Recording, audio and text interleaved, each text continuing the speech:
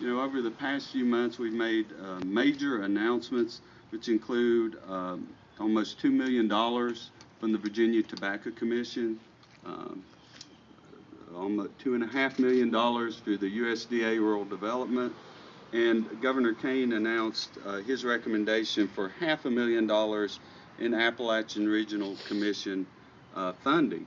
And that, together with the fact that we have invested to date over $1.6 million on this project, puts us about 2/3 of the way towards our goal. So that's very significant. I think it's even more significant when you think about the conditions in which we've been able to make that progress, that we've been able to move forward even when others are, in a time of challenges, we've been able to make progress and move forward.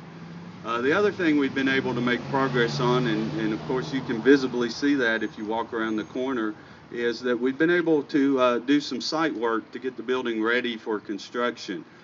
We, of course, demolished the walls and partitions a year ago. What you can't see is the fact that we put on a new roofing structure, but now we've started the site work with the utilities to bring those into the building and have some help from our local government, Bristol, Virginia Utilities, helping out with that.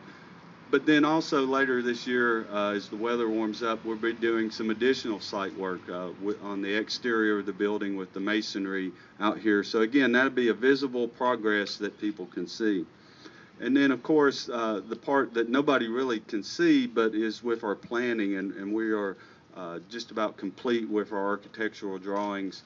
Those have been reviewed by the Smithsonian, by the Department of Historical Resources, by a lot of agencies, and so we're almost ready with that. And so, when we can get our funding together, the drawings will be ready and we can put this out to bid.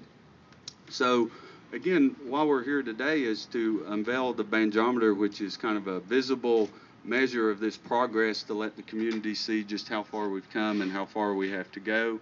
And now I'll introduce Ed Hill, our president, and we'll go ahead and unveil the Banjometer, and then he'll have a few words. Okay. Well, guys, ready? Yep. 1, 2, 3. What? Let's get a photograph of it.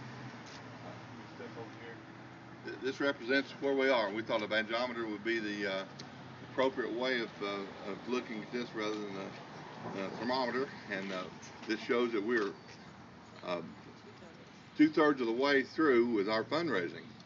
So what we really need is we need help here locally from individuals and from organizations, from companies, and from the local governments to get us in a position to where we can kick the final funding in to do this project.